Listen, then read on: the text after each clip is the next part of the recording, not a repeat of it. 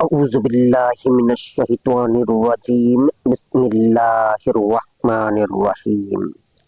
সুনানে আন-নাসাই, তৃতীয় খণ্ড, হাদিস নাম্বার 2847। কুতাইবা রাদিয়াল্লাহু তাআলা আনহু ইবনে আব্বাস রাদিয়াল্লাহু তাআলা আনহু থেকে বর্ণিত যে রাসূলুল্লাহ সাল্লাল্লাহু আলাইহি ওয়াসাল্লাম ইহরাম অবস্থায় সিংহা লাগিয়েছিলেন।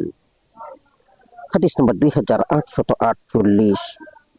কুতাইবা রাদিয়াল্লাহু তাআলা আনহু ইবনে আব্বাস রাদিয়াল্লাহু তাআলা আনহু থেকে বর্ণিত যে রাসূলুল্লাহ সাল্লাল্লাহু আলাইহি ওয়াসাল্লাম ইহরাম অবস্থায় সিংহা লাগিয়েছিলেন। হাদিস নম্বর 2849। মুহাম্মদ ইবনে মানসুর রাদিয়াল্লাহু তাআলা আনহু আতা রাদিয়াল্লাহু তাআলা আনহু থেকে বর্ণিত, তিনি বলেন, আমি ইবনে আব্বাস রাদিয়াল্লাহু তাআলা আনহুকে বলতে শুনেছি যে নবী সাল্লাল্লাহু আলাইহি ওয়াসাল্লাম ইহরাম অবস্থায় সিংহা লাগিয়েছিলেন। আর সনদের অন্য ধারায় আমর ইবনে দিনার বলেন, আমাকে তাউস রাদিয়াল্লাহু তাআলা আনহু ইবনে আব্বাস রাদিয়াল্লাহু তাআলা আনহু থেকে অবহিত করেছেন, তিনি বলেছেন যে নবী সাল্লাল্লাহু আলাইহি ওয়াসাল্লাম ইহরাম অবস্থায় সিংহা লাগিয়েছিলেন। হাদিস নম্বর 2850। মুহাম্মদ ইবনে আবদুল্লাহ ইবনে মুবারক রাদিয়াল্লাহু তাআলা আনহু জাবির রাদিয়াল্লাহু তাআলা আনহু থেকে বর্ণিত যে নবী সাল্লাল্লাহু আলাইহি ওয়াসাল্লাম এর পায়ে যে ব্যথা ছিল তার জন্য তিনি ইহরাম অবস্থায় সিংহা লাগিয়েছিলেন। হাদিস নম্বর 2851। ইসহাক ইবনে ইব্রাহিম রাদিয়াল্লাহু তাআলা আনহু আনাস রাদিয়াল্লাহু তাআলা আনহু থেকে বর্ণিত যে রাসূলুল্লাহ সাল্লাল্লাহু আলাইহি ওয়াসাল্লাম এর পা মুবারকের পিঠে যে ব্যথা ছিল তার জন্য ইহরাম অবস্থায় তিনি সিংহা লাগিয়েছিলেন। হাদিস নম্বর 2852। হিলাল ইবনে বিশর রাদিয়াল্লাহু তাআলা আনহু আরাজ রাদিয়াল্লাহু তাআলা আনহু থেকে বর্ণিত, তিনি বলেন, আমি আব্দুল্লাহ ইবনে বুহাইনা রাদিয়াল্লাহু তাআলা আনহুকে বলতে শুনেছি রাসূলুল্লাহ সাল্লাল্লাহু আলাইহি ওয়াসাল্লাম মক্কার পথে লাহইজু জামাল নামক স্থানে ইহরাম অবস্থায় মাথার মধ্যস্থলে সিংহা লাগিয়েছিলেন। হাদিস নম্বর 2853। মুহাম্মদ ইবনে সালামা ও হারিস ইবনে মিসকিন রাদিয়াল্লাহু তাআলা আনহু কাব ইবনে উজরা রাদিয়াল্লাহু তাআলা আনহু থেকে বর্ণিত যে তিনি মুহরিম অবস্থায় রাসূলুল্লাহ সাল্লাল্লাহু আলাইহি ওয়াসাল্লাম এর সাথে ছিলেন। তখন তার মাথার উকুন তাকে কষ্ট দিতেছিল। রাসূলুল্লাহ সাল্লাল্লাহু আলাইহি ওয়াসাল্লাম তাকে মাথা মুন্ডন করতে আদেশ করলেন এবং বললেন, 3 দিন রোজা রাখো অথবা 6 জন মিসকিনকে 2 মুদ্দ শের করে খাওয়াও, খাদ্য প্রদান করে, অথবা একটি বকরি সাদাকা রূপে জবাই করো। এর যে কোনো একটি আদায় করলেই তোমার জন্য তা যথেষ্ট হবে। হাদিস নম্বর 2854। আহমদ ইবনে সাইদ রিবাতি রাদিয়াল্লাহু তাআলা আনহু কাব ইবনে উজরা রাদিয়াল্লাহু তাআলা আনহু থেকে বর্ণিত, তিনি বলেন, আমার ইহরাম বাঁধার পর আমার মাথায় উকুন বেড়ে গেল। রাসূলুল্লাহ সাল্লাল্লাহু আলাইহি ওয়াসাল্লাম এর নিকট এই সংবাদ পৌঁছলে তিনি আমার নিকট আগমন করলেন।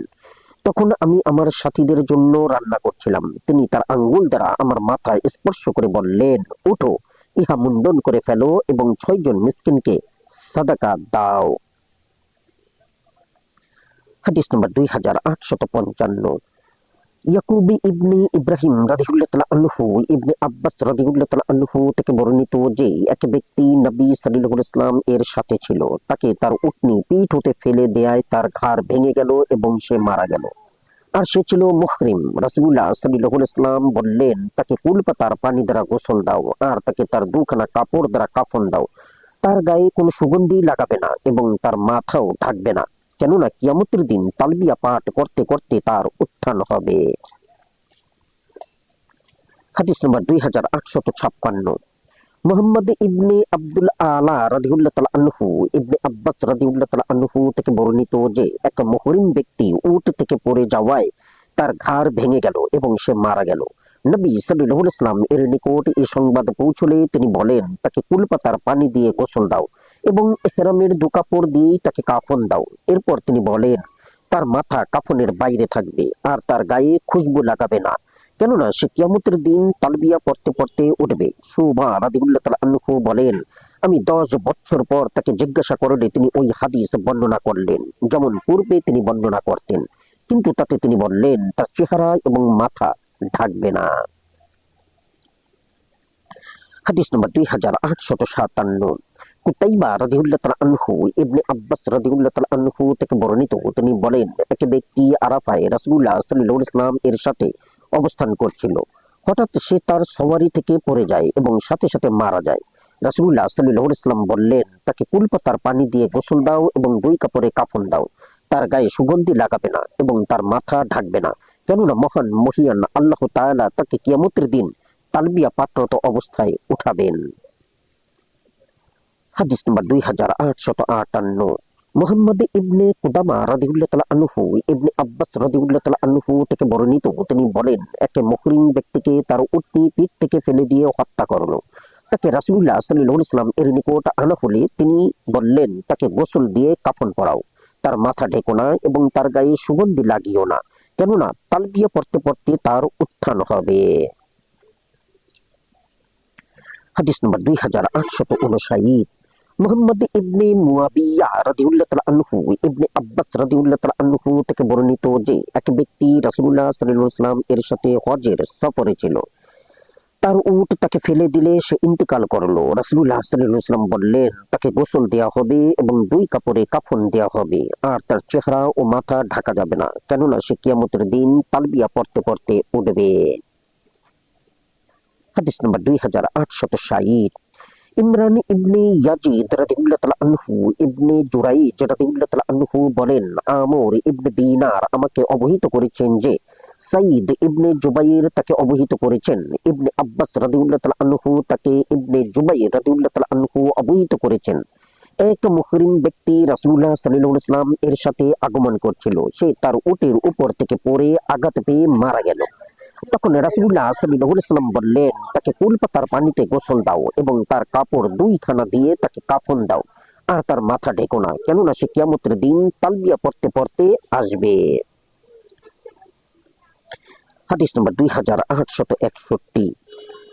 মুহাম্মদ ইবনে আবদুল্লাহ ইবনে ইয়াজিদ মুকরি রাদিয়াল্লাহু তাআলা আনহু নাফি রাদিয়াল্লাহু তাআলা আনহু বলেন, আবদুল্লাহ ইবনে আবদুল্লাহ এবং সালিম ইবনে আবদুল্লাহ তাকে অবহিত করেছেন যে যখন আবদুল্লাহ ইবনে জুবাইর রাদিয়াল্লাহু তাআলা আনহু শত্রু সেনা কর্তৃক আক্রান্ত হলেন, এটি তার শহীদ হওয়ার পূর্বের ঘটনা।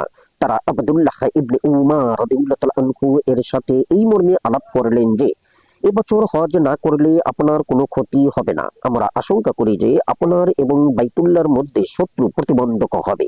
তিনি বললেন, আমরা রাসূলুল্লাহ সাল্লাল্লাহু আলাইহি ওয়াসাল্লাম এর সাথে বের হলাম। তখন কাফির কুরাইশরা বাইতুল্লাহর নিকট প্রতিবন্ধকতা সৃষ্টি করলো। রাসূলুল্লাহ সাল্লাল্লাহু আলাইহি ওয়াসাল্লাম তার হাদি জবাই করলেন, মাথা মুন্ডন করলেন। তিনি ইবনে উমার রাদিয়াল্লাহু তাআলা আনহু বললেন যে, আমি তোমাদেরকে সাক্ষী রেখে বলছি, আমি ইনশাআল্লাহ উমরার নিয়ত করলাম। আমি চলতে থাকবো, যদি আমার ও বাইতুল্লাহর মধ্যে প্রতিবন্ধকতা সৃষ্টি না হয় তাহলে তাওয়াফ করব, আর যদি আমার ও বাইতুল্লাহর মধ্যে প্রতিবন্ধকতা সৃষ্টি হয় তাহলে আমি রাসূলুল্লাহ সাল্লাল্লাহু আলাইহি ওয়াসাল্লাম এর সাথে যখন ছিলাম তখন তিনি যা করেছেন আমিও এখন তা করব। তারপর তিনি কিছুক্ষণ চললেন এবং বললেন, উভয়ের অর্থাৎ হজ ও উমরার অবস্থা একই। আমি তোমাদেরকে সাক্ষী রাখছি যে আমি আমার উমরার সাথে হজকে ওয়াজিব নিয়ত করে নিয়েছি। তিনি এ দুটি থেকে হালাল হলেন না, এমনকি কুরবানির দিন হালাল হলেন এবং কুরবানি করলেন। হাদিস নম্বর 2862।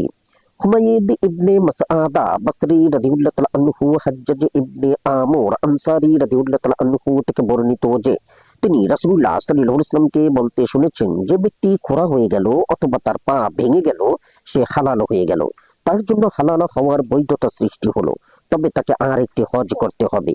আমি ইবনে আব্বাস রাদিয়াল্লাহু তাআলা আনহু এবং আবু হুরায়রা রাদিয়াল্লাহু তাআলা আনহুকে এই বিষয়ে জিজ্ঞাসা করলে তারা বললেন, তিনি সত্যই বলেছেন।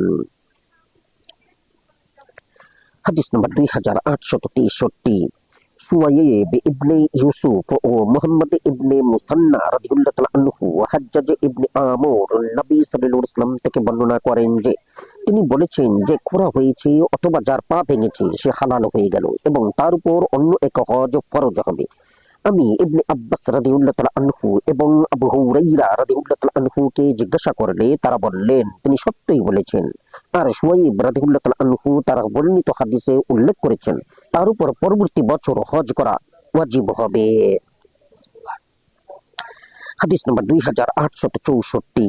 আবুদা ইবনে আবদুল্লাহ রাদিয়াল্লাহু তাআলা আনহু মুসা ইবনে উকবা রাদিয়াল্লাহু তাআলা আনহু বলেন, নাফি রাদিয়াল্লাহু তাআলা আনহু আমার নিকট হাদিস বর্ণনা করেছেন। আব্দুল্লাহ ইবনে উমার রাদিয়াল্লাহু তাআলা আনহু তার নিকট হাদিস বর্ণনা করেছেন যে রাসূলুল্লাহ সাল্লাল্লাহু আলাইহি ওয়াসাল্লাম যখন মক্কায় আগমন করতেন তখন জি তুয়া নামক স্থানে অবতরণ করতেন এবং সেখানে রাত যাপন করে ফজরের সালাত আদায় করতেন। রাসূলুল্লাহ সাল্লাল্লাহু আলাইহি ওয়াসাল্লাম এর সালাত আদায়ের এই স্থানটি ছিল শক্ত মাটির উঁচু টিলার উপর। সেথায় যে মসজিদ নির্মাণ করা হয়েছিল এই স্থানটি সেই মসজিদে ছিল না, বরং এর নিচে উঁচু অমসৃণ শক্ত টিলার উপর ছিল। হাদিস নম্বর 2865। ইমরান ইবনে ইয়াজিদ রাদিয়াল্লাহু তাআলা আনহু মুহাররিশ কাবি রাদিয়াল্লাহু তাআলা আনহু থেকে বর্ণিত যে নবী সাল্লাল্লাহু আলাইহি ওয়াসাল্লাম রাতে উমরার নিয়তে জিইর রানা থেকে হেঁটে বের হলেন। জিইর রানাতেই তার ভোর হলো, যেন তিনি সেখানেই রাত যাপন করেছেন। সূর্য পশ্চিমে ঢলার পর তিনি জিইর রানা থেকে সারিফ উপত্যকার দিকে গমন করলেন। এমনকি তিনি সারিফ থেকে মদিনার রাস্তার সঙ্গমস্থলে গেলেন। হাদিস নম্বর 2866। হান্নাদ ইবনে সারি রাদিয়াল্লাহু তাআলা আনহু মুহাররিশ কাবি রাদিয়াল্লাহু তাআলা আনহু থেকে বর্ণিত যে নবী সাল্লাল্লাহু আলাইহি ওয়াসাল্লাম জিইর রানা থেকে রাতে বের হলেন। তখন তাকে স্বচ্ছ রূপার পাত মতো মনে হচ্ছিল। তারপর তিনি উমরা আদায় করলেন। তারপর সেখানেই ভোর হলো, যেন তিনি সেখানেই রাত যাপন করছেন। হাদিস নম্বর 2867। আমর ইবনে আলী রাদিয়াল্লাহু তাআলা আনহু ইবনে উমার রাদিয়াল্লাহু তাআলা আনহু থেকে বর্ণিত যে রাসূলুল্লাহ সাল্লাল্লাহু আলাইহি ওয়াসাল্লাম সানিয়াতুল উলিয়া নামক স্থান দিয়ে মক্কায় প্রবেশ করেন, যা বাতাহার নিকট অবস্থিত, আর তিনি সানিয়াতুস সুফলা নামক স্থান নিয়ে বের হন। হাদিস নম্বর 2868। ইসহাক ইবনে ইব্রাহিম রাদিয়াল্লাহু তাআলা আনহু জাবির রাদিয়াল্লাহু তাআলা আনহু থেকে বর্ণিত যে নবী সাল্লাল্লাহু আলাইহি ওয়াসাল্লাম যখন মক্কায় প্রবেশ করেন তখন তার পতাকা ছিল সাদা রঙের। হাদিস নম্বর 2869। কুতাইবা রাদিয়াল্লাহু তাআলা আনহু আনাস রাদিয়াল্লাহু তাআলা আনহু থেকে বর্ণিত যে নবী সাল্লাল্লাহু আলাইহি ওয়াসাল্লাম যখন মক্কায় প্রবেশ করেন তখন তার মাথায় শিরস্ত্রাণ ছিল। তখন তাকে বলা হলো, ইবনে খাতাল কাবার গিলাফ ধরে আছে। তিনি বললেন, তাকে হত্যা করো। হাদিস নম্বর 2870। উবাইদুল্লাহ ইবনে ফাদালা ইবনে ইব্রাহিম রাদিয়াল্লাহু তাআলা আনহু আনাস রাদিয়াল্লাহু তাআলা আনহু থেকে বর্ণিত যে মক্কা বিজয়ের দিন নবী সাল্লাল্লাহু আলাইহি ওয়াসাল্লাম তাতে প্রবেশ করেন। তখন তার মাথায় শিরস্ত্রাণ ছিল। হাদিস নম্বর 2871। কুতাইবা রাদিয়াল্লাহু তাআলা আনহু জাবির ইবনে আব্দুল্লাহ রাদিয়াল্লাহু তাআলা আনহু থেকে বর্ণিত যে নবী সাল্লাল্লাহু আলাইহি ওয়াসাল্লাম মক্কা বিজয়ের দিন ইহরাম ব্যতীত মক্কায় প্রবেশ করেছিলেন, আর তার মাথায় কালো বর্ণের পাগড়ি ছিল।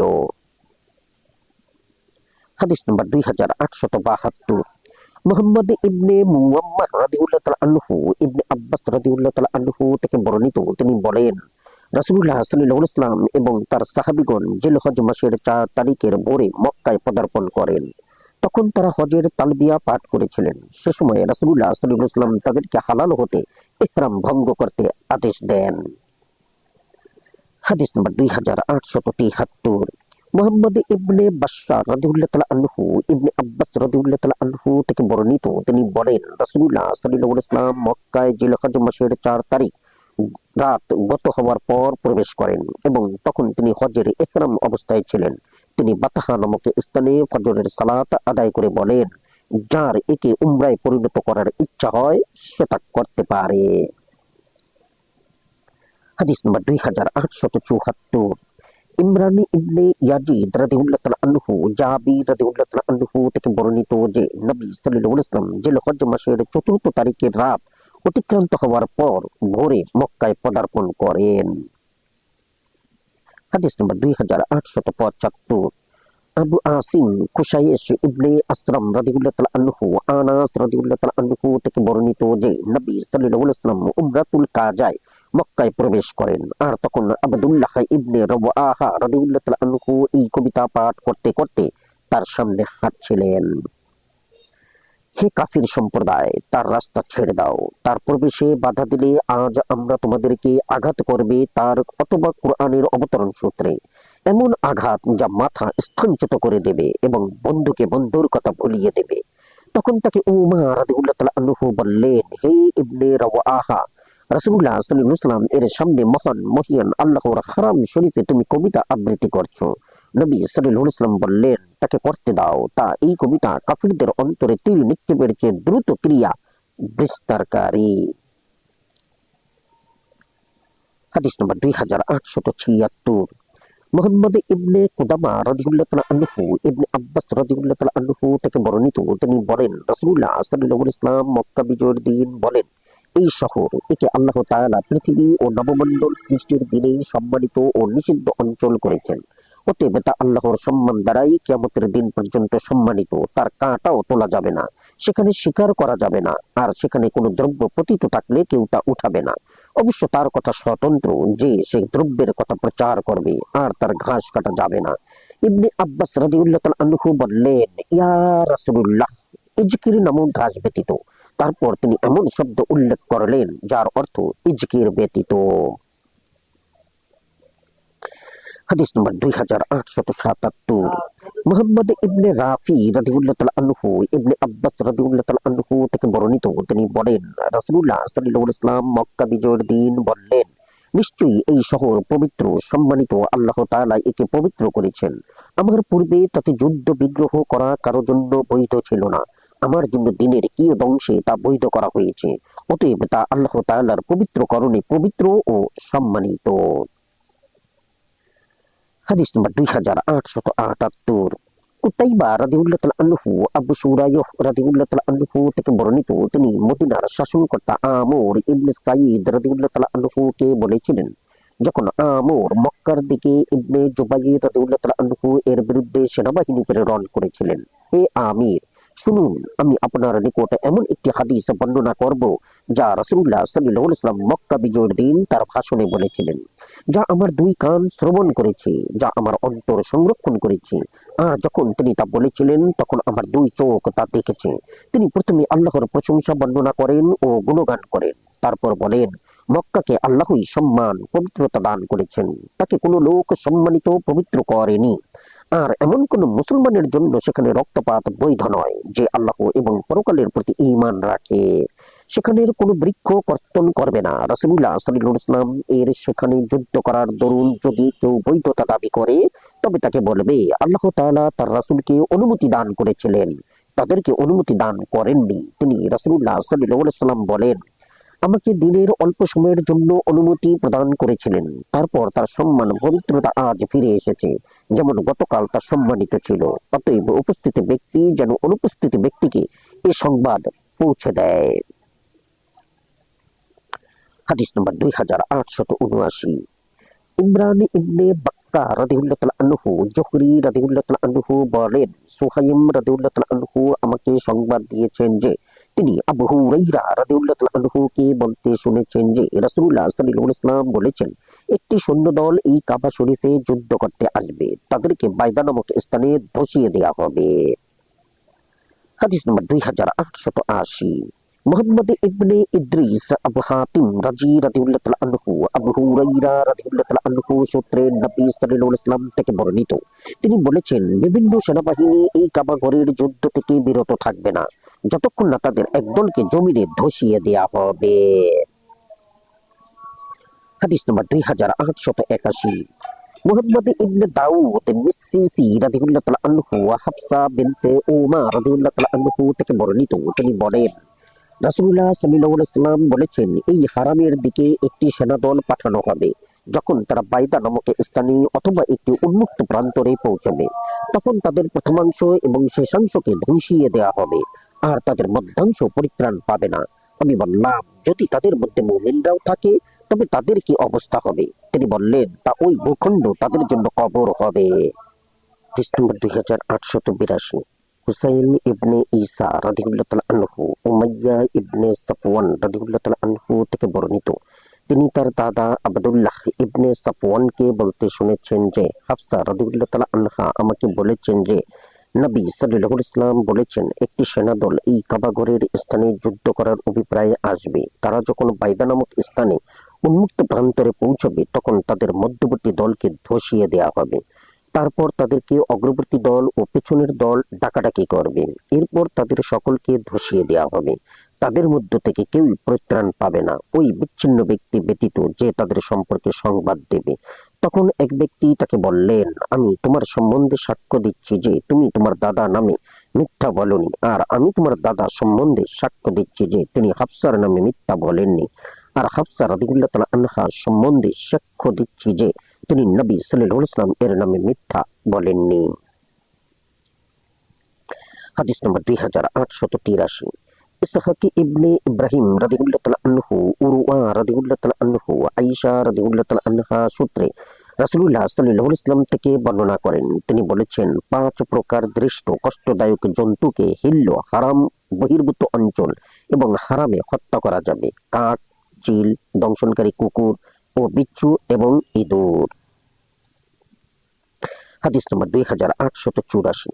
ইসহাক ইবনে ইব্রাহিম রাদিয়াল্লাহু তাআলা আনহু, সাইয়্যিদ ইবনে মুসাইয়্যিব রাদিয়াল্লাহু তাআলা আনহু, আয়েশা রাদিয়াল্লাহু তাআলা আনহা সূত্রে রাসূলুল্লাহ সাল্লাল্লাহু আলাইহি ওয়াসাল্লাম থেকে বর্ণনা করেন, তিনি বলেছেন, 5 প্রকার অনিষ্টকর প্রাণী হিল্ল ও হারাম উভয় স্থানে হত্যা করা যাবে, তা হলো সাপ, দংশনকারী কুকুর, চিল, ধূসর বর্ণের কাক ও ইঁদুর।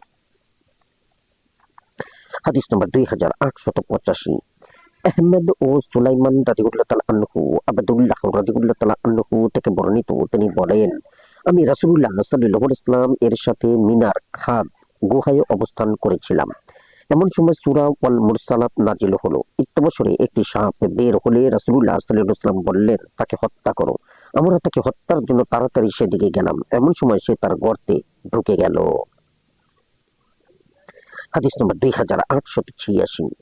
আমর ইবনে আলী রাদিয়াল্লাহু তাআলা আনহু, আবু উবাইদা রাদিয়াল্লাহু তাআলা আনহু এর পিতা জাররাহ রাদিয়াল্লাহু তাআলা আনহু থেকে বর্ণিত, তিনি বলেন, আরাফার দিনের পূর্ববর্তী রাতে আমরা রাসূলুল্লাহ সাল্লাল্লাহু আলাইহি ওয়াসাল্লাম এর সাথে ছিলাম। এমন সময় একটি সাপের উপস্থিতি টের পাওয়া গেল।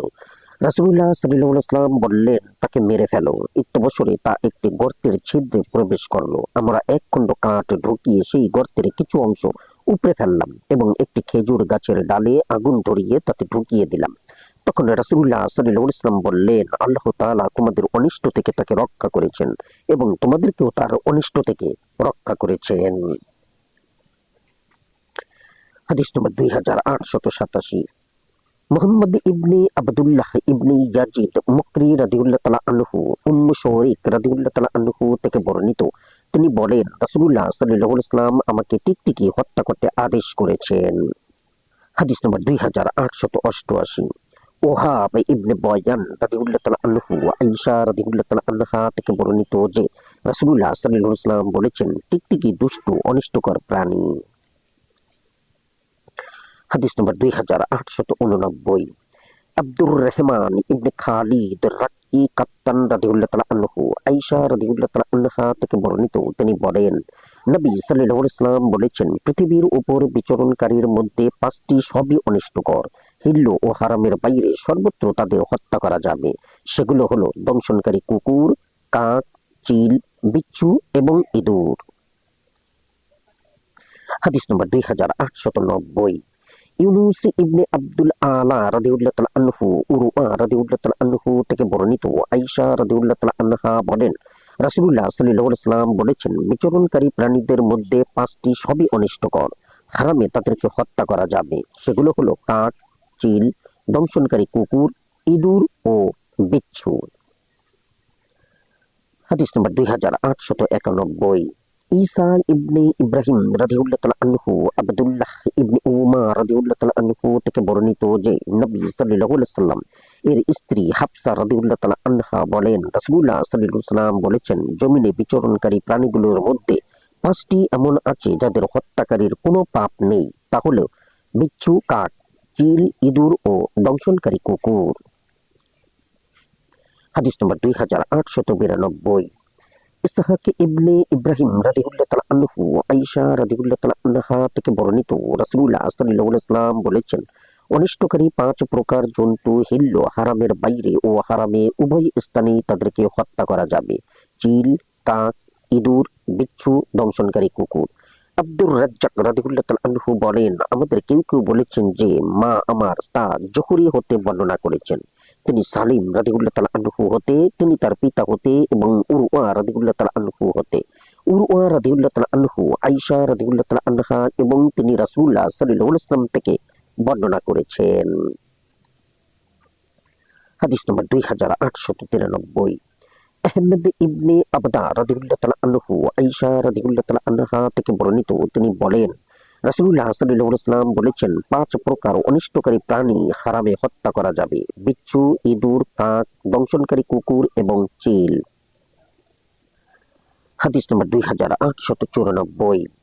সাইদ ইবনে আব্দুর রহমান রাদিয়াল্লাহু তাআলা আনহু ইবনে আব্বাস রাদিয়াল্লাহু তাআলা আনহু থেকে বর্ণিত যে রাসূলুল্লাহ সাল্লাল্লাহু আলাইহি ওয়াসাল্লাম বলেছেন, এই মক্কা নগরী মহান মহিয়ান আল্লাহ তাআলা তাকে হারাম করেছেন জমিন ও আকাশ সৃষ্টির দিন থেকে।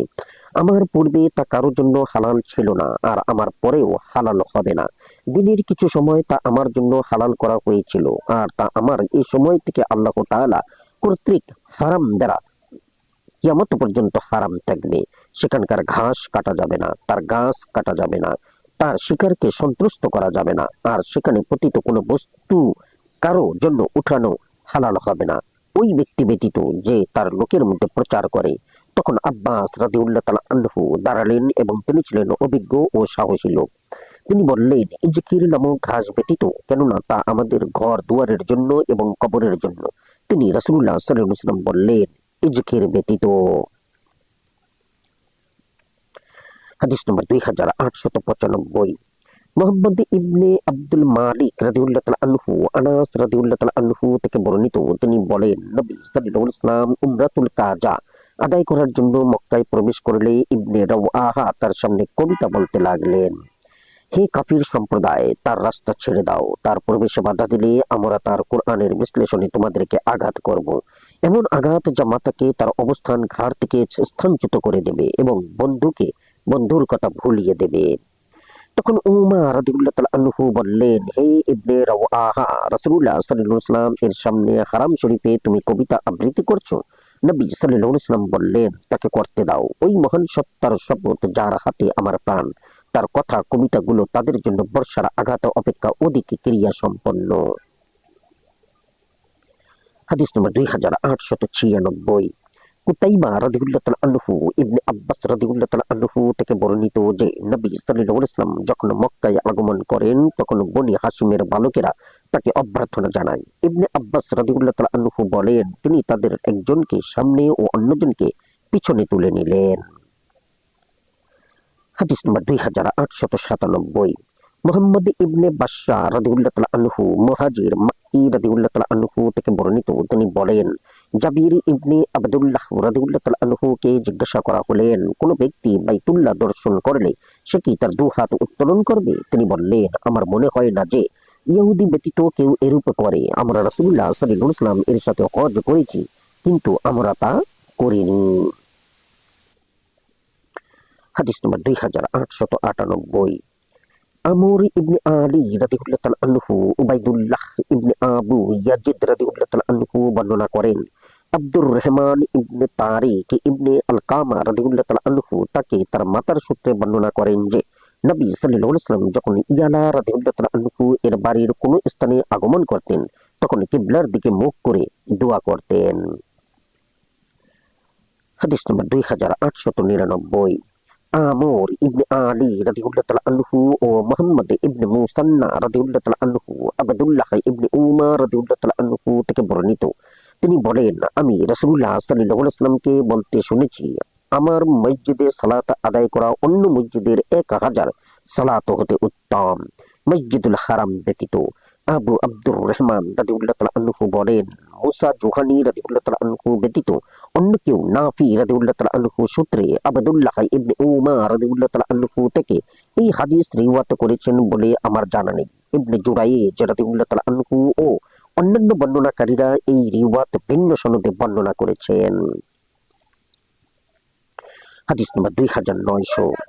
ইসহাক ইবনে ইব্রাহিম মুহাম্মদ ইবনে রাফি রাদিয়াল্লাহু তাআলা আনহু নবী সাল্লাল্লাহু আলাইহি ওয়াসাল্লাম এর স্ত্রী মাইমুনা রাদিয়াল্লাহু তাআলা আনহা থেকে বর্ণিত, তিনি বলেন, আমি রাসূলুল্লাহ সাল্লাল্লাহু আলাইহি ওয়াসাল্লামকে বলতে শুনেছি, আমার মসজিদে সালাত আদায় করা অন্যান্য মসজিদের সালাত থেকে 1000 গুণ উত্তম, কাবার মসজিদ ব্যতীত। হাদিস নম্বর 2901।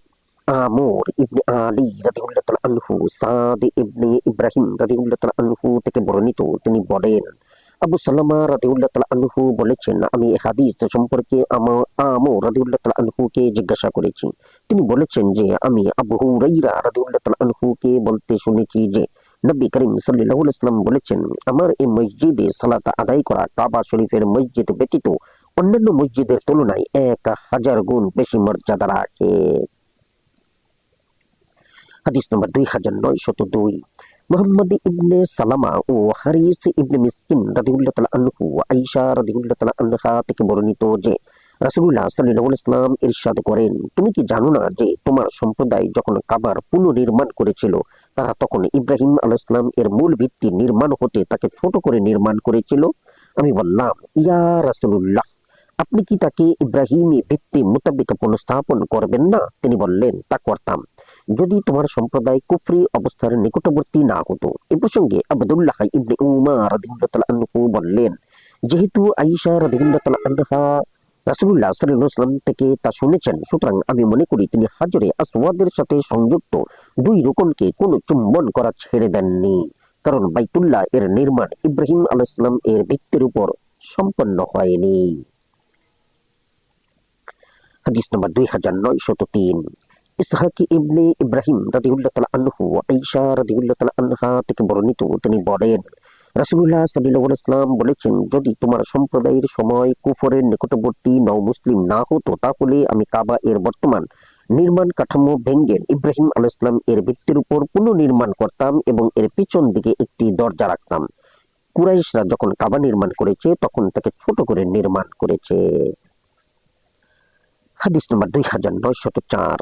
ইসমাঈল ইবনে মাসউদ ও মুহাম্মদ ইবনে আব্দুল আলা রাদিয়াল্লাহু তাআলা আনহু উম্মুল মুমিনিন আয়েশা রাদিয়াল্লাহু তাআলা আনহা থেকে বর্ণিত, তিনি বলেন, রাসূলুল্লাহ সাল্লাল্লাহু আলাইহি ওয়াসাল্লাম ইরশাদ করেছেন, যদি আমার সম্প্রদায় আর রাবী মুহাম্মদের বর্ণনায় হয়েছে তোমার সম্প্রদায় জাহিলি যুগের নিকটবর্তী না হতো, তাহলে আমি কাবা এর নির্মাণ কাঠামো ভেঙে তাতে দুটি দরজা করতাম।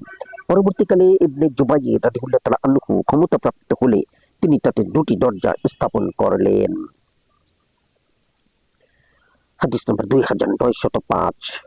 আব্দুর রহমান ইবনে মুহাম্মদ ইবনে সালাম রাদিয়াল্লাহু তাআলা আনহু আয়েশা রাদিয়াল্লাহু তাআলা আনহা থেকে বর্ণিত যে রাসূলুল্লাহ সাল্লাল্লাহু আলাইহি ওয়াসাল্লাম তাকে বলেছেন, হে আয়েশা, যদি তোমার সম্প্রদায় জাহিলি যুগের নিকটবর্তী না হতো, তাহলে বাইতুল্লাহ কাবা সম্পর্কে আমি আদেশ করতাম এবং তার সাবেক নির্মাণ কাঠামো ভেঙে দেওয়া হতো এবং তা হতে যা বাদ দেওয়া হয়েছে আমি তা পুনঃস্থাপন করতাম এবং তাকে ভূমির সাথে মিলাতাম, মেঝো নিচু করতাম আর তার দুটি দরজা করতাম, একটি পূর্ব দিকের দরজা আর অপরটি পশ্চিম দিকের দরজা। তারা এর সঠিক নির্মাণে অসমর্থ হয়েছিল। আমি তাকে ইব্রাহিম আলাইহিস সালাম এর নির্মাণ কাঠামোর উপর বসাতাম। রাবি বলেন, এই কারণটি ইবনে জুবাইর রাদিয়াল্লাহু তাআলা আনহুকে তার সাবেক কাঠামো ভেঙে পুনর্নির্মাণ করতে উদ্বুদ্ধ করেছিল। ইয়াজিদ রাদিয়াল্লাহু তাআলা আনহু বলেন, ইবনে জুবাইর রাদিয়াল্লাহু তাআলা আনহু যখন তা ভেঙে পুনর্নির্মাণ করেন এবং তাতে হাজরে আসওয়াদ ঢোকালেন, তখন আমি তথায় উপস্থিত ছিলাম। আমি ইব্রাহিমী ভিতের পাথর দেখেছি উটের কুজের মতো পরস্পর মিলিত। হাদিস নম্বর 2906। কুতাইবা রাদিয়াল্লাহু তাআলা আনহু আবু হুরায়রা রাদিয়াল্লাহু তাআলা আনহু থেকে বর্ণিত, তিনি বলেন, রাসূলুল্লাহ সাল্লাল্লাহু আলাইহি ওয়াসাল্লাম ইরশাদ করেন, পায়ে ছোট ছোট গোছা বিশিষ্ট দুজন হাবশী লোক কাবা ধ্বংস করবে। হাদিস নম্বর 2907। মুহাম্মদ ইবনে আব্দুল আলা রাদিয়াল্লাহু তাআলা আনহু আব্দুল্লাহ ইবনে উমার রাদিয়াল্লাহু তাআলা আনহু থেকে বর্ণিত, তিনি কাবা শরীফের নিকট পৌঁছলেন। নবী সাল্লাল্লাহু আলাইহি ওয়াসাল্লাম বিলাল এবং উসামা ইবনে জায়েদ রাদিয়াল্লাহু তাআলা আনহু কাবা ঘরে প্রবেশ করলেন। তাদের প্রবেশের পর উসমান ইবনে তালহা দরজা বন্ধ করে দিলেন। তারা কিছুক্ষণ সেখানে অতিবাহিত করলেন, তারপর দরজা খোলা হলো এবং নবী সাল্লাল্লাহু আলাইহি ওয়াসাল্লাম বের হলেন। আর আমি সিঁড়িতে চড়ে কাবা ঘরে প্রবেশ করলাম এবং জিজ্ঞাসা করলাম, নবী সাল্লাল্লাহু আলাইহি ওয়াসাল্লাম কোথায় সালাত আদায় করলেন? তারা বললেন, এই স্থানে। আমি তাদেরকে এই কথা জিজ্ঞাসা করতে ভুলে গিয়েছিলাম যে নবী সাল্লাল্লাহু আলাইহি ওয়াসাল্লাম কয় রাকাত সালাত আদায় করেছিলেন। হাদিস নম্বর 2908। ইয়াকুব ইবনে ইব্রাহিম রাদিয়াল্লাহু তাআলা আনহু ইবনে উমার রাদিয়াল্লাহু তাআলা আনহু থেকে বর্ণিত, তিনি বলেন, রাসূলুল্লাহ সাল্লাল্লাহু আলাইহি ওয়াসাল্লাম কাবায় প্রবেশ করলেন আর তার সঙ্গে ছিলেন ফজল ইবনে আব্বাস, উসামা ইবনে জায়েদ, উসমান ইবনে তালহা এবং বিলাল রাদিয়াল্লাহু তাআলা আনহু। তারা প্রবেশ করে দরজা বন্ধ করে দিলেন। তারপর তাতে অবস্থান করলেন যতক্ষণ আল্লাহর ইচ্ছা ছিল। এরপর বের হলেন। ইবনে উমার রাদিয়াল্লাহু তাআলা আনহু বলেন, আমি সর্বপ্রথম যার সাক্ষাৎ পেলাম তিনি ছিলেন বিলাল। আমি জিজ্ঞাসা করলাম, নবী সাল্লাল্লাহু আলাইহি ওয়াসাল্লাম কোন স্থানে সালাত আদায় করেছেন? তিনি বললেন, এই দুই স্তম্ভের মধ্যস্থলে। হাদিস নম্বর 2909। আমর ইবনে আলী রাদিয়াল্লাহু তাআলা আনহু ইবনে উমার রাদিয়াল্লাহু তাআলা আনহু থেকে বর্ণিত, তিনি বলেছেন, রাসূলুল্লাহ সাল্লাল্লাহু আলাইহি ওয়াসাল্লাম কাবা ঘরে প্রবেশ করলেন এবং তার বের হওয়ার সময় নিকটবর্তী হলে আমি সংবাদ পেয়ে তথায় তাড়াতাড়ি গমন করলাম। আমি রাসূলুল্লাহ সাল্লাল্লাহু আলাইহি ওয়াসাল্লামকে এমন অবস্থায় পেলাম যে তিনি তখন কাবা ঘর থেকে বের হচ্ছেন। আমি বিল্লালকে জিজ্ঞাসা করলাম, রাসূলুল্লাহ সাল্লাল্লাহু আলাইহি ওয়াসাল্লাম কি কাবায় সালাত আদায় করেছেন? তিনি বললেন, হ্যাঁ, তিনি 2 রাকাত সালাত আদায় করেছেন দুই স্তম্ভের মধ্যস্থলে। হাদিস নম্বর 2910। আহমদ ইবনে সুলাইমান রাদিয়াল্লাহু তাআলা আনহু সাইফ ইবনে সুলাইমান রাদিয়াল্লাহু তাআলা আনহু বলেন, আমি মুজাহিদ রাদিয়াল্লাহু তাআলা আনহু কে বলতে শুনেছি যে ইবনে উমার রাদিয়াল্লাহু তাআলা আনহু এর অবস্থান ক্ষেত্রে এসে তাকে বলা হলো যে রাসূলুল্লাহ সাল্লাল্লাহু আলাইহি ওয়াসাল্লাম কাবায় প্রবেশ করেছেন। ইবনে উমার রাদিয়াল্লাহু তাআলা আনহু বলেন, আমি এসে রাসূলুল্লাহ সাল্লাল্লাহু আলাইহি ওয়াসাল্লামকে পেলাম। তিনি তখন বের হয়ে গিয়েছেন আর আমি বিলালকে দরজায় দাঁড়ানো অবস্থায় পেলাম। আমি বললাম, হে বিলাল, রাসূলুল্লাহ সাল্লাল্লাহু আলাইহি ওয়াসাল্লাম কি কাবায় সালাত আদায় করেছেন? তিনি বললেন, হ্যাঁ। আমি বললাম, কোথায়? তিনি বললেন, এই দুই স্তম্ভের মধ্যস্থলে তিনি 2 রাকাত সালাত আদায় করেছেন। তারপর তিনি বের হয়ে কাবার সামনে 2 রাকাত সালাত আদায় করেছেন। হাদিস নম্বর 2911। হাজিব ইবনে সুলাইমান মুম্বিজি রাদিয়াল্লাহু তাআলা আনহু উসামা ইবনে জায়েদ রাদিয়াল্লাহু তাআলা আনহু থেকে বর্ণিত, তিনি বলেন, রাসূলুল্লাহ সাল্লাল্লাহু আলাইহি ওয়াসাল্লাম কাবায় প্রবেশ করেছেন এবং এর চারপাশে তাসবিহ পাঠ করেছেন এবং তাকবীর বলেছেন। তিনি সালাত আদায় করেননি। তারপর বের হয়ে মাকামে ইব্রাহিমের পেছনে 2 রাকাত সালাত আদায় করেছেন। এরপর বলেছেন, এই কিবলা। হাদিস নম্বর 2912। হান্নাদ ইবনে সারি রাদিয়াল্লাহু তাআলা আনহু ইবনে জুবাইর রাদিয়াল্লাহু তাআলা আনহু বলেছেন, আমি আয়েশা রাদিয়াল্লাহু তাআলা আনহাকে বলতে শুনেছি, নবী সাল্লাল্লাহু আলাইহি ওয়াসাল্লাম ইরশাদ করেছেন, যদি কুফরের সাথে মানুষের যুগ নিকটবর্তী না হতো আর আমার কাছে এমন সম্পদও নেই যা আমাকে শক্তি যোগায়, আর তা যদি থাকতো তাহলে আমি হিজরের আরো 5 হাত এতে মেলাতাম এবং এর একটি দরজা রাখতাম যা দিয়ে লোক প্রবেশ করত, আর একটি দরজা রাখতাম যা দিয়ে লোক বের হতো। হাদিস নম্বর 2913। আহমদ ইবনে সাইদ রুবাতি রাদিয়াল্লাহু তাআলা আনহু আব্দুল হামিদ ইবনে জুবাইর রাদিয়াল্লাহু তাআলা আনহু তার ফুফু সাফিয়া বিনতে শাইবা রাদিয়াল্লাহু তাআলা আনহু সূত্রে বলেছেন, আমাদের কাছে আয়েশা রাদিয়াল্লাহু তাআলা আনহা বলেছেন যে আমি বললাম, ইয়া রাসূলুল্লাহ, আমি কি কাবায় প্রবেশ করব না? তিনি ইরশাদ করলেন, তুমি হিজরে প্রবেশ করো, কেননা তা কাবারই অংশ। হাদিস নম্বর 2914। ইসহাক ইবনে ইব্রাহিম রাদিয়াল্লাহু তাআলা আনহু আয়েশা রাদিয়াল্লাহু তাআলা আনহা থেকে বর্ণিত, তিনি বলেন, আমার বাসনা হতো কাবায় প্রবেশ করে তাকে সালাত আদায় করতে। রাসূলুল্লাহ সাল্লাল্লাহু আলাইহি ওয়াসাল্লাম আমার হাত ধরে আমাকে হিজরে প্রবেশ করিয়ে বললেন, যখন তুমি কাবায় প্রবেশ করতে ইচ্ছা করবে তখন এখানে সালাত আদায় করবে, কেননা এটি কাবারই এক অংশ, কিন্তু তোমার গোত্র যখন একে নির্মাণ করে তখন তাকে সংক্ষিপ্ত করে। হাদিস নম্বর 2915। কুতাইবা রাদিয়াল্লাহু তাআলা আনহু ইবনে আব্বাস রাদিয়াল্লাহু তাআলা আনহু থেকে বর্ণিত, তিনি বলেন, রাসূলুল্লাহ সাল্লাল্লাহু আলাইহি ওয়াসাল্লাম মক্কা বিজয়কালে কাবায় সালাত আদায় করেননি, বরং তিনি কাবার ভিতরে চারপাশে তাকবীর বলেছেন। হাদিস নম্বর 2916। ইয়াকুব ইবনে ইব্রাহিম রাদিয়াল্লাহু তাআলা আনহু উসামা ইবনে জায়েদ রাদিয়াল্লাহু তাআলা আনহু থেকে বর্ণিত যে তিনি এবং রাসূলুল্লাহ সাল্লাল্লাহু আলাইহি ওয়াসাল্লাম কাবা গৃহে প্রবেশ করলেন। বিলাল রাদিয়াল্লাহু তাআলা আনহুকে আদেশ করলে তিনি দরজা বন্ধ করে দিলেন। সে সময় কাবাঘর 6টি স্তম্ভের উপর ছিল। তিনি যেতে যেতে যখন কাবাঘরের দরজা সংলগ্ন 2 স্তম্ভের মধ্যে পৌঁছলেন তখন বসে আল্লাহর হামদ ও সানা বর্ণনা করলেন, তার নিকটে প্রার্থনা করলেন এবং ক্ষমা চাইলেন। এরপর কাবার পেছনের দিকে এসে সামনে মুখ করে দাঁড়ালেন, সেখানে ললাট ও গাল রাখলেন এবং আল্লাহর হামদ ও সানা বর্ণনা করলেন এবং মুনাজাত ও ক্ষমা প্রার্থনা করলেন। তারপর কাবার কোণসমূহের প্রতি কোণের কাছে গেলেন এবং সেই সবের সামনে তাকবীর, লা ইলাহা ইল্লাল্লাহ, তাহলিল, তাসবিহ এবং সানা পাঠ করলেন। এরপর তিনি বের হয়ে কাবার দিকে মুখ করে 2 রাকাত সালাত আদায় করলেন। এরপর মুখ ঘুরিয়ে বললেন, এই কিবলা, এই কিবলা। হাদিস নম্বর 2917। ইয়াকুব ইবনে ইব্রাহিম রাদিয়াল্লাহু তাআলা আনহু উসামা ইবনে জায়েদ রাদিয়াল্লাহু তাআলা আনহু থেকে বর্ণিত, তিনি বলেন, আমি রাসূলুল্লাহ সাল্লাল্লাহু আলাইহি ওয়াসাল্লাম এর সাথে কাবায় প্রবেশ করলাম। তিনি বসে পড়লেন, আল্লাহর হামদ আদায় করলেন, তার প্রশংসা করলেন, তাকবীর বললেন এবং লা ইলাহা ইল্লাল্লাহ বললেন। তারপর কাবার সামনের দিকে গেলেন এবং তার মুখমণ্ডল ও বক্ষস্থল এর উপর রাখলেন এবং উভয় হাত এর উপর রেখে তাকবীর ও তাহলিল পাঠ করে দোয়া করলেন। তিনি কাবার প্রত্যেক কোণে এরূপ করলেন। এরপর বের হলেন এবং কিবলামুখী হয়ে দরজায় এসে বললেন, এই কিবলা, এই কিবলা। হাদিস নম্বর 2918। ইসমাইল ইবনে মাসউদ রাদিয়াল্লাহু তাআলা আনহু উসামা রাদিয়াল্লাহু তাআলা আনহু থেকে বর্ণিত, তিনি বলেন রাসূলুল্লাহ সাল্লাল্লাহু আলাইহি ওয়াসাল্লাম কাবা হতে বের হলেন এবং কাবার সামনে 2 রাকাত সালাত আদায় করলেন। এরপর বললেন, এই কিবলা। হাদিস নম্বর 2919।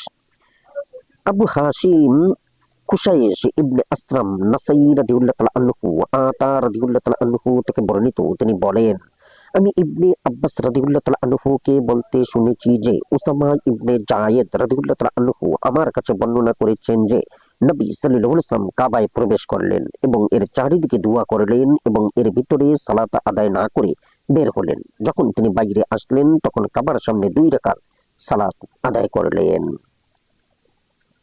হাদিস নম্বর 2920। আমর ইবনে আলী রাদিয়াল্লাহু তাআলা আনহু মুহাম্মদ ইবনে আবদুল্লাহ ইবনে সাইব রাদিয়াল্লাহু তাআলা আনহু তার পিতা সূত্রে বর্ণনা করেন যে তিনি ইবনে আব্বাস রাদিয়াল্লাহু তাআলা আনহুকে নিয়ে হাজরে আসওয়াদের সাথে মিলিত স্তম্ভের পাশের তৃতীয় অংশে, যে স্থানটি দরজার নিকটবর্তী, সেখানে দাঁড় করালেন। তখন ইবনে আব্বাস রাদিয়াল্লাহু তাআলা আনহু বললেন, তোমাকে কি অবহিত করা হয়নি যে রাসূলুল্লাহ সাল্লাল্লাহু আলাইহি ওয়াসাল্লাম এই স্থানে সালাত আদায় করেছেন? তিনি বললেন, হ্যাঁ। তারপর তিনি এগিয়ে গিয়ে সেখানে সালাত আদায় করলেন। হাদিস নম্বর 2921। কুতাইবা রাদিয়াল্লাহু তাআলা আনহু আব্দুল্লাহ ইবনে উবাইদ ইবনে উমাইর রাদিয়াল্লাহু তাআলা আনহু থেকে বর্ণিত যে এক ব্যক্তি ইবনে উমার রাদিয়াল্লাহু তাআলা আনহুকে বলল, হে আবু আব্দুর রহমান, আমি আপনাকে এই 2 রুকনে ইয়ামানি ব্যতীত অন্য কোনো কোণে চুম্বন করতে দেখি না। তিনি বললেন, আমি রাসূলুল্লাহ সাল্লাল্লাহু আলাইহি ওয়াসাল্লামকে বলতে শুনেছি এদের স্পর্শ করা গুনাহ দূর করে দেয় এবং তাকে এও বলতে শুনেছি যে যে ব্যক্তি 7 বার তাওয়াফ করে সে একটি গোলাম আজাদ করার সমতুল্য সওয়াব পাবে। হাদিস নম্বর 2922। ইউসুফ ইবনে সাঈদ রাদিয়াল্লাহু তাআলা আনহু ইবনে আব্বাস রাদিয়াল্লাহু তাআলা আনহু থেকে বর্ণিত যে কাবার তাওয়াফ করার সময় রাসূলুল্লাহ সাল্লাল্লাহু আলাইহি ওয়াসাল্লাম এমন একজন লোকের নিকট দিয়ে গমন করেছিলেন যাকে অন্য একজন লোক তার নাকের ভিতরে ঢোকানো রশি ধরে টেনে নিয়ে যাচ্ছিলেন। নবী সাল্লাল্লাহু আলাইহি ওয়াসাল্লাম নিজ হাতে তা কেটে ফেললেন। তারপর সেই ব্যক্তিকে হাত ধরে টেনে নিতে আদেশ করলেন। হাদিস নম্বর 2923। মুহাম্মদ ইবনে আব্দুল আলা রাদিয়াল্লাহু তাআলা আনহু ইবনে আব্বাস রাদিয়াল্লাহু তাআলা আনহু থেকে বর্ণিত, রাসূলুল্লাহ সাল্লাল্লাহু আলাইহি ওয়াসাল্লাম এমন এক ব্যক্তির কাছে দিয়ে যান যাকে অন্য একজন লোক কোনো কিছু রশির সাহায্যে টানছিল যা সে মানত করেছিল। রাসূলুল্লাহ সাল্লাল্লাহু আলাইহি ওয়াসাল্লাম তা নিয়ে কেটে ফেললেন এবং বললেন, এটাই মানত। হাদিস নম্বর 2924। ইউসুফ রাদিয়াল্লাহু তাআলা আনহু ও হারিস ইবনে মিসকিন রাদিয়াল্লাহু তাআলা আনহু তাউস রাদিয়াল্লাহু তাআলা আনহু এমন এক ব্যক্তির সূত্রে বর্ণনা করেন যে যিনি নবী সাল্লাল্লাহু আলাইহি ওয়াসাল্লাম এর সাক্ষাৎ লাভ করেছেন। তিনি বলেন, বাইতুল্লাহর তাওয়াফ করাও সালাতের ন্যায়, অতএব কথা কমই বলবে। শব্দ ইউসুফের হানজালা ইবনে আবু সুফিয়ান রাদিয়াল্লাহু তাআলা আনহু এর বর্ণনায় আব্দুল্লাহ ইবনে উমার রাদিয়াল্লাহু তাআলা আনহু এর উল্লেখ করেছেন, যেখানে অপর রাবী হাসান ইবনে মুসলিম এর নাম উল্লেখ করেননি। হাদিস নম্বর 2925। মুহাম্মদ ইবনে সুলাইমান রাদিয়াল্লাহু তাআলা আনহু তাউস রাদিয়াল্লাহু তাআলা আনহু থেকে বর্ণিত, তিনি বলেন, আব্দুল্লাহ ইবনে উমার রাদিয়াল্লাহু তাআলা আনহু বলেছেন, তোমরা তাওয়াফে কথা কম বলবে, কেননা তোমরা সালাতে রয়েছো। হাদিস নম্বর 2926। আব্দুল্লাহ ইবনে মুহাম্মদ ইবনে আব্দুর রহমান রাদিয়াল্লাহু তাআলা আনহু জুবাইর ইবনে মুতঈম রাদিয়াল্লাহু তাআলা আনহু থেকে বর্ণিত যে নবী সাল্লাল্লাহু আলাইহি ওয়াসাল্লাম বলেছেন, হে বনু আব্দ মানাফ, দিন ও রাতের যে কোনো সময় এই ঘরের তাওয়াফ করতে এবং সালাত আদায় করতে কাউকে নিষেধ করবে না। হাদিস নম্বর 2927। মুহাম্মদ ইবনে সালামা ও হারিস ইবনে মিসকিন রাদিয়াল্লাহু তাআলা আনহু উম্মু সালামা রাদিয়াল্লাহু তাআলা আনহা থেকে বর্ণিত, তিনি বলেন, আমি রাসূলুল্লাহ সাল্লাল্লাহু আলাইহি ওয়াসাল্লাম এর নিকট অনুযোগ করলাম, আমি অসুস্থ। তিনি বললেন, তুমি লোকের পিছনে সবার অবস্থায় তাওয়াফ করবে। তারপর আমি তাওয়াফ করলাম, আর রাসূলুল্লাহ সাল্লাল্লাহু আলাইহি ওয়াসাল্লাম তখন কাবার পাশে সালাত আদায় করছিলেন। সালাতে তিনি ওয়াত্তুরি ওয়া কিতাবিম মুসতুরি সূরা তুর পাঠ করছিলেন। হাদিস নম্বর 2928। মুহাম্মদ ইবনে আদম রাদিয়াল্লাহু তাআলা আনহু উম্মু সালামা রাদিয়াল্লাহু তাআলা আনহা থেকে বর্ণিত, তিনি বলেন, ইয়া রাসূলুল্লাহ, আল্লাহর শপথ, আমি বিদায় তাওয়াফ করিনি। তখন নবী সাল্লাল্লাহু আলাইহি ওয়াসাল্লাম বললেন, যখন সালাত আরম্ভ হবে তখন তুমি তোমার উটের উপর থেকে লোকের পেছনে তাওয়াফ করবে। এই হাদিস উরওয়া রাদিয়াল্লাহু তাআলা আনহু উম্মু সালামা রাদিয়াল্লাহু তাআলা আনহা থেকে শুনেননি। হাদিস নম্বর 2929। উবাইদুল্লাহ ইবনে সাইদ রাদিয়াল্লাহু তাআলা আনহু উম্মু সালামা রাদিয়াল্লাহু তাআলা আনহা থেকে বর্ণিত, তিনি মক্কায় আগমন করলেন। তখন তিনি ছিলেন অসুস্থ। তিনি তার রাসূলুল্লাহ সাল্লাল্লাহু আলাইহি ওয়াসাল্লাম এর নিকট বললে তিনি বললেন, তুমি মুসল্লিদের পেছনে যাওয়ার অবস্থায় তাওয়াফ করবে। তিনি বললেন, আমি শুনেছি। রাসূলুল্লাহ সাল্লাল্লাহু আলাইহি ওয়াসাল্লাম কাবার নিকট সূরা তুর পড়ছিলেন। হাদিস নম্বর 2930। আমর ইবনে উসমান রাদিয়াল্লাহু তাআলা আনহু আয়েশা রাদিয়াল্লাহু তাআলা আনহা থেকে বর্ণিত, রাসূলুল্লাহ সাল্লাল্লাহু আলাইহি ওয়াসাল্লাম বিদায় হজে কাবার চারপাশে উটের উপর আরোহণ অবস্থায় তাওয়াফ করেন। এ সময় তিনি তার হাতের লাঠি দ্বারা রুকন হাজরে আসওয়াদ স্পর্শ করিয়ে তা চুম্বন করেন। হাদিস নম্বর 2931। আবদা ইবনে আবদুল্লাহ রাদিয়াল্লাহু তাআলা আনহু জুহাইর রাদিয়াল্লাহু তাআলা আনহু থেকে বর্ণিত, তিনি বলেন, বয়ান আমাদের নিকট বর্ণনা করেছেন যে ওয়াবরাহ রাদিয়াল্লাহু তাআলা আনহু তার নিকট বর্ণনা করেছেন যে আমি আবদুল্লাহ ইবনে উমার রাদিয়াল্লাহু তাআলা আনহুকে বলতে শুনেছি, তাকে এক ব্যক্তি প্রশ্ন করলো, আমি হজের ইহরাম বেঁধেছি, এখন আমি কি তাওয়াফ করব? তিনি বললেন, কি তোমাকে বাধা প্রদান করেছে? তিনি বললেন, আমি আবদুল্লাহ ইবনে আব্বাস রাদিয়াল্লাহু তাআলা আনহুকে তার নিষেধ করতে দেখেছি, আর আপনি আমাদের নিকট তার চাইতে অধিক গ্রহণযোগ্য। তিনি বললেন, আমি রাসূলুল্লাহ সাল্লাল্লাহু আলাইহি ওয়াসাল্লামকে হজের ইহরাম করে বাইতুল্লাহ তাওয়াফ করতে এবং সাফা ও মারওয়ার মধ্যে সাই করতে দেখেছি। হাদিস নম্বর 2932।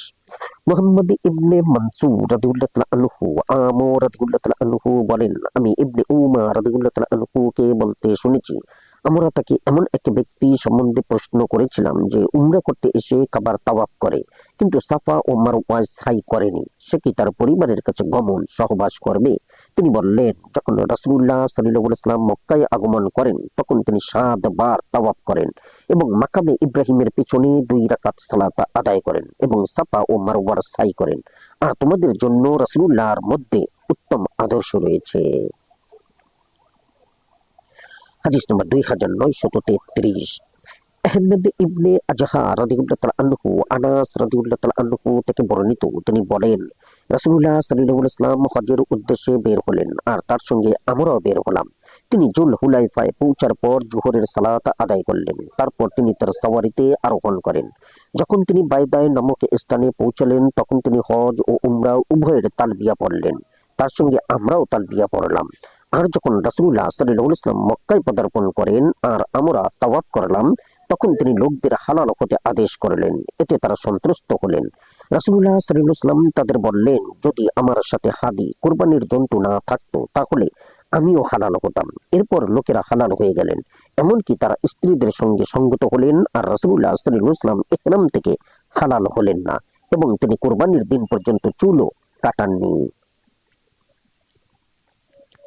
হাদিস নম্বর 2934। মুহাম্মদ ইবনে মানসুর রাদিয়াল্লাহু তাআলা আনহু ইবনে উমার রাদিয়াল্লাহু তাআলা আনহু থেকে বর্ণিত, তিনি হজ ও উমরার একত্রে নিয়ত করলেন এবং উভয়ের জন্য এক তাওয়াফ করলেন। তারপর বললেন, আমি রাসূলুল্লাহ সাল্লাল্লাহু আলাইহি ওয়াসাল্লামকে এরূপই করতে দেখেছি। হাদিস নম্বর 2935। আলী ইবনে মাইমুন রাদিয়াল্লাহু তাআলা আনহু নাফি রাদিয়াল্লাহু তাআলা আনহু বলেন, আবদুল্লাহ ইবনে উমার রাদিয়াল্লাহু তাআলা আনহু বের হলেন। যখন জুল হুলাইফায় আগমন করলেন তখন উমরার তালবিয়া পড়লেন। তিনি কিছুক্ষণ চললেন, এরপর তিনি আশঙ্কা করলেন কেউ হয়তো তাকে বাইতুল্লাহ পৌঁছাতে বাধা দিতে পারে। তখন তিনি বললেন, যদি আমি বাধাপ্রাপ্ত হই তাহলে আমি তাই করব যা রাসূলুল্লাহ সাল্লাল্লাহু আলাইহি ওয়াসাল্লাম করেছেন। তিনি বললেন, আল্লাহর শপথ, পথে বাধাপ্রাপ্ত হলে যা করণীয় সে ব্যাপারে উমরা এবং হজের একই নিয়ম। আমি তোমাদেরকে সাক্ষী রাখছি যে আমি উমরার সাথে হজেরও ইহরাম নিয়ত করেছি। এরপর তিনি সামনে অগ্রসর হলেন এবং কুদায়ুদ নামক স্থানে পৌঁছলেন এবং সেখান থেকে কুরবানির জন্তু খরিদ করলেন। তারপর মক্কায় আগমন করলেন এবং 7 বার বাইতুল্লাহর তাওয়াফ করেন এবং সাফা ও মারওয়ার সাই করলেন এবং বললেন, আমি রাসূলুল্লাহ সাল্লাল্লাহু আলাইহি ওয়াসাল্লামকে এরূপ করতে দেখেছি। হাদিস নম্বর 2936। ইয়াকুব ইবনে ইব্রাহিম রাদিয়াল্লাহু তাআলা আনহু জাবির ইবনে আব্দুল্লাহ রাদিয়াল্লাহু তাআলা আনহু বলেন, নবী সাল্লাল্লাহু আলাইহি ওয়াসাল্লাম একবার 7 চক্কর তাওয়াফ করেন। হাদিস নম্বর 2937।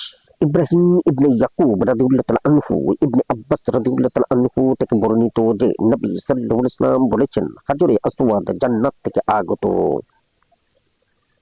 হাদিস নম্বর 2938।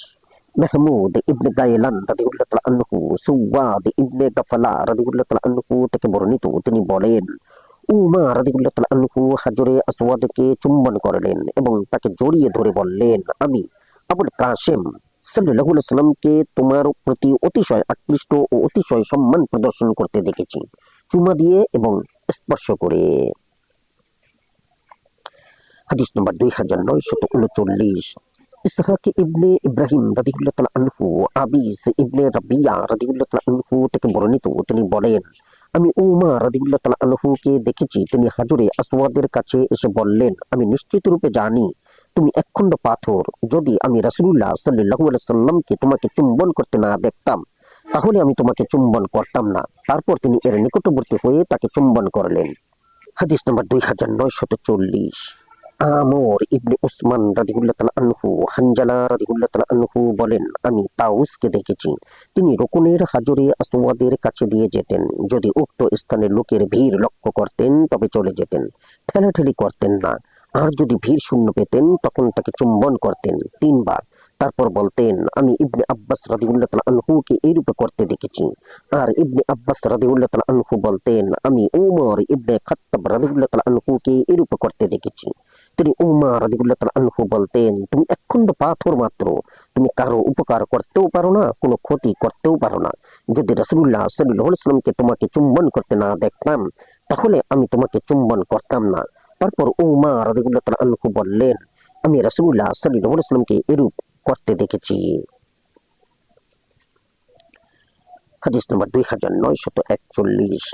আব্দুল আলা ইবনে ওয়াসিল ইবনে আব্দুল আলা রাদিয়াল্লাহু তাআলা আনহু জাবির রাদিয়াল্লাহু তাআলা আনহু থেকে বর্ণিত, তিনি বলেন, রাসূলুল্লাহ সাল্লাল্লাহু আলাইহি ওয়াসাল্লাম যখন মক্কায় শুভাগমন করলেন তখন তিনি প্রথমে মসজিদে হারামে প্রবেশ করে হাজরে আসওয়াদকে চুম্বন করলেন। এরপর এর ডান দিকে গেলেন এবং 3 বার রমল করলেন এবং 4 বার স্বাভাবিকভাবে হেঁটে তাওয়াফ করলেন। পরে মাকামে ইব্রাহিমে গমন করে বললেন, তোমরা মাকামে ইব্রাহিমকে সালাতের স্থান রূপে গ্রহণ করো। 2:125। এরপর তিনি 2 রাকাত সালাত আদায় করলেন। এ সময় মাকামে ইব্রাহিম তার ও বাইতুল্লাহর মধ্যস্থলে ছিল। তারপর তিনি 2 রাকাত সালাত আদায়ের পর বাইতুল্লাহ গিয়ে হাজরে আসওয়াদকে চুম্বন করেন। তারপর তিনি সাফার দিকে গমন করেন। হাদিস নম্বর 2942। উবাইদুল্লাহ ইবনে সাঈদ রাদিয়াল্লাহু তাআলা আনহু নাফি রাদিয়াল্লাহু তাআলা আনহু থেকে বর্ণিত যে আব্দুল্লাহ ইবনে উমর রাদিয়াল্লাহু তাআলা আনহু 3 বার রমল করতেন এবং 4 বার হাঁটতেন। আর তিনি বলতেন যে রাসূলুল্লাহ সাল্লাল্লাহু আলাইহি ওয়াসাল্লাম এরূপ করতেন। হাদিস নম্বর 2943। কুতাইবা রাদিয়াল্লাহু তাআলা আনহু ইবনে উমর রাদিয়াল্লাহু তাআলা আনহু থেকে বর্ণিত যে রাসূলুল্লাহ সাল্লাল্লাহু আলাইহি ওয়াসাল্লাম হজ ও উমরায় প্রথমে এসে যে তাওয়াফ করতেন তাতে তিনি 3 বার সাই রোমাল করতেন আর 4 বার হাঁটতেন। তারপর 2 রাকাত সালাত আদায় করতেন। এরপর সাফা ও মারওয়ায় তাওয়াফ সাই করতেন। হাদিস নম্বর 2944। আহমদ ইবনে আমর ও সুলাইমান ইবনে দাউদ রাদিয়াল্লাহু তাআলা আনহু আব্দুল্লাহ ইবনে উমর রাদিয়াল্লাহু তাআলা আনহু থেকে বর্ণিত, তিনি বলেন, রাসূলুল্লাহ সাল্লাল্লাহু আলাইহি ওয়াসাল্লাম যখন মক্কায় যান তখন তিনি প্রথমে হাজরে আসওয়াদে চুম্বন করেন এবং 7 বার তাওয়াফের মধ্যে প্রথম 3 বার হালকা দৌড়ে চলেন, রমল করেন। হাদিস নম্বর 2946। মুহাম্মদ ও আব্দুর রহমান রাদিয়াল্লাহু তাআলা আনহু নাফি রাদিয়াল্লাহু তাআলা আনহু থেকে বর্ণিত, আব্দুল্লাহ ইবনে উমর রাদিয়াল্লাহু তাআলা আনহু মক্কায় হজ বা উমরায় আগমন করলে তার তাওয়াফে 3 বার রমল করতেন এবং 4 বার সাধারণভাবে চলতেন। তিনি বলেন, রাসূলুল্লাহ সাল্লাল্লাহু আলাইহি ওয়াসাল্লাম এরূপ করতেন।